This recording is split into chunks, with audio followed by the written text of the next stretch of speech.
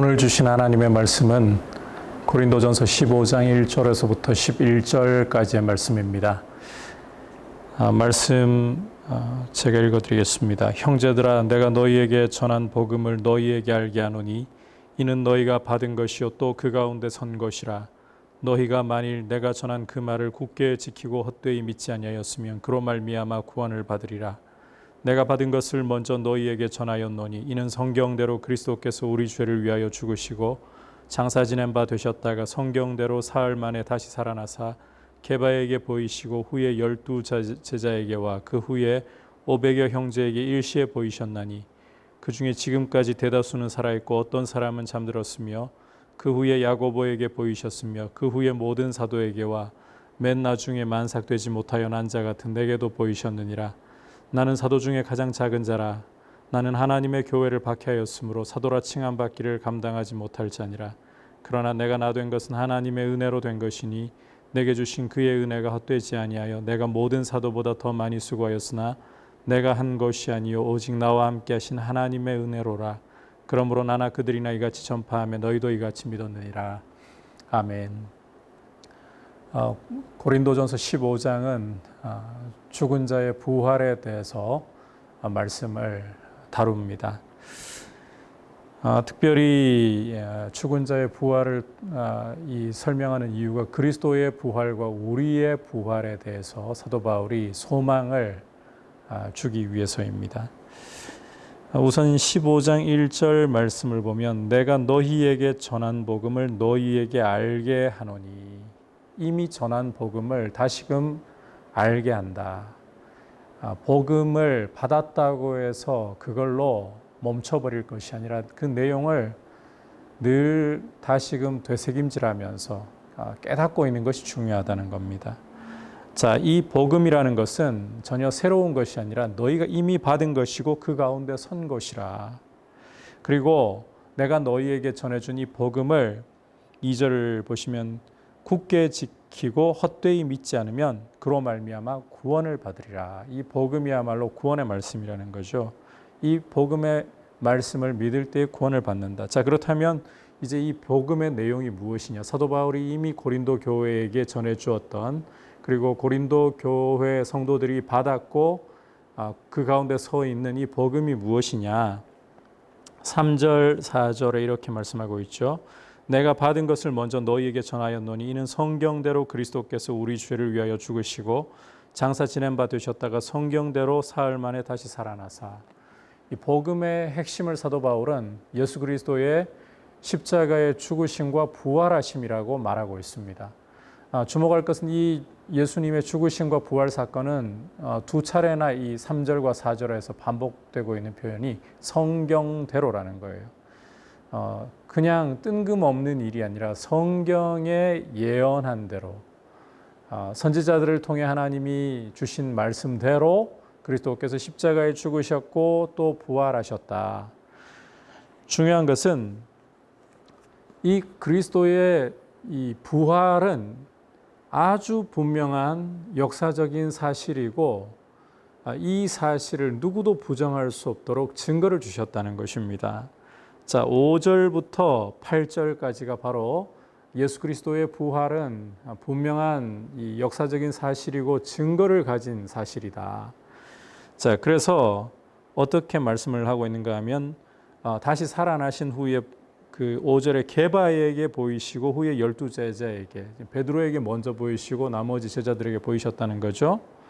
자, 성경에서 두세 증인이라고 한다면 확실한 증인의 숫자를 가리킵니다. 그런데 자, 베드로와 후에 12 제자에게, 이미 12 제자가 이 예수님이 부활하신 것을 그들 눈으로 목격한 증인이라면 예수님의 이 부활이라는 것은 너무나 확실한 사실이라는 거예요.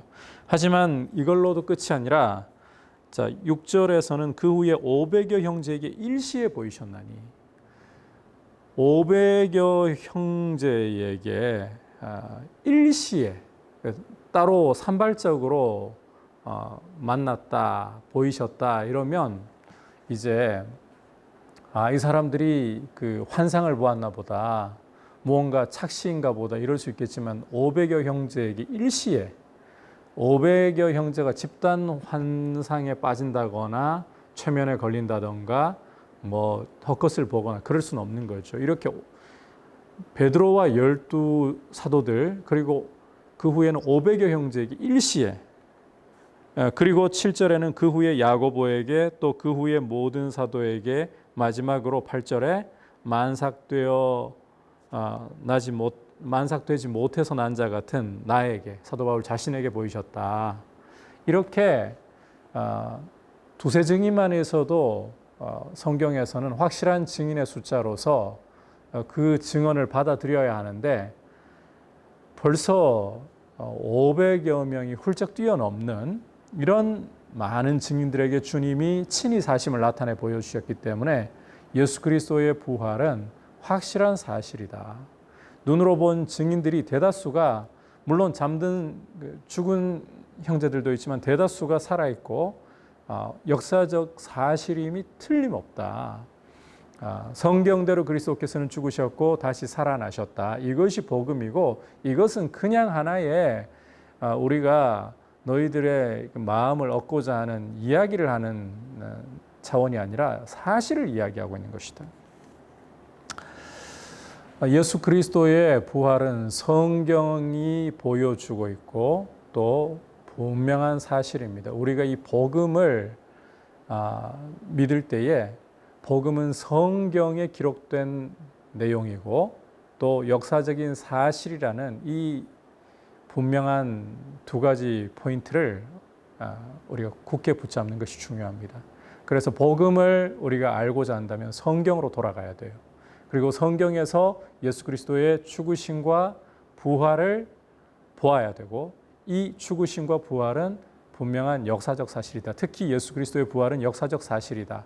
이것을 굳게 붙잡고 믿는 것이 참된 믿음이고 이 믿음이 구원에 이르게 되는 믿음인 겁니다. 자, 이 사실을 여러분이 꼭 좀 붙잡으시기를 바라고 아울러서 이제 9절부터 11절까지는 사도 바울이 주님이 부활하신 후에 게바와 이 12 사도들 그리고 또 500여 형제에게 야고보와 또 자신에게 보이신 이 일을 이야기하면서 자신에게 보이신 만삭되지도 못해서 난 자 같은 이런 자신에게 보이신 이야기를 하면서 사도 바울이 감격에 차올라요. 나는 9절에 보면 사도 중에서도 제일 작은 자다. 사도라고 그 자신을 생각하자니 너무너무 참 죄송하기 그지없는 겁니다. 왜? 이전에 자신은 하나님의 교회를 박해했던 사람이기 때문에 우리가 사도행전 7장 끝부분에 보면 스데반을 이 돌로 쳐서 죽일 때 이 돌로 치는 사람들의 옷을 맡아 보고 있던 사람이 바로 이 사도 바울이었다는 사실을 알 수 있고 그 후에 사도행전 9장으로 건너가 보면 스데반의 순교 후에 예루살렘 교회에 박해가 일어나잖아요. 이 박해의 와중에 교회가 다 흩어졌을 때 대제사장에게서 공문을 받아가지고 다메섹까지 원정을 가서 교회를 체포해서 잔멸하려고 그렇게 기세등등했던 사람이 바로 이 사도 바울, 과거의 사도 바울이었다는 것을 알 수 있습니다. 그렇게 하나님의 교회를 박해했던, 없애버리려고 했던 그런 사람인데 나에게 예수 그리스도께서 나타나셔서 부활을 증거해 주시다니 너무 감격스러운 거예요.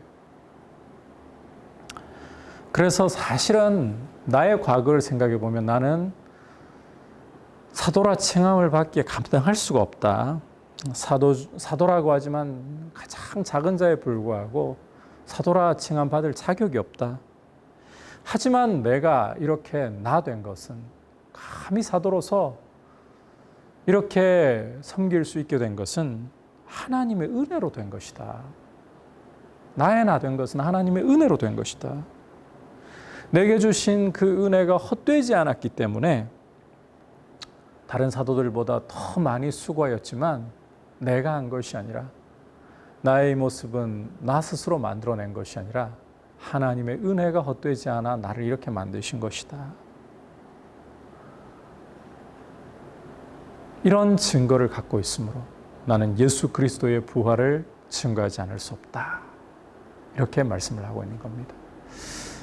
예수 그리스도의 부활 속에서 자신의 모습을 보고 또 자신의 모습이 은혜로 된 것이다. 이 감격이 있는, 이 감격을 가지고 예수 그리스도의 부활이야말로 분명한 사실, 역사적 사실이고 누구도 부인해서는 안 될 진리라는 것을 이렇게 증언하는 모습이 바로 사도 바울의 모습인 겁니다. 우리 자신은 어떻습니까? 우리 자신은 예수 그리스도의 부활을 생각할 때에 그 부활을 믿음의 눈으로 볼 수 있도록 또 믿음으로 알 수 있도록 그렇게 나를 빚으신 하나님의 은혜를 인정하고 하나님의 은혜가 없었으면 나는 예수 그리스도의 십자가도 부활도 전혀 믿을 수 없는 오히려 하나님께 반역한 죄인이고 이 세상 풍조와 공중권세 잡은 마귀와 그리고 내 육체와 마음이 원하는 대로 따라 행하면서 본질상 진노의 자식에 불과했던 사람임을 그렇게 고백할 수 있을까요? 하나님 은혜가 아니고서는 고백할 수가 없죠. 그렇게 계속 원수인 채로 하나님을 반역하며 살아갈 수밖에 없는 거죠.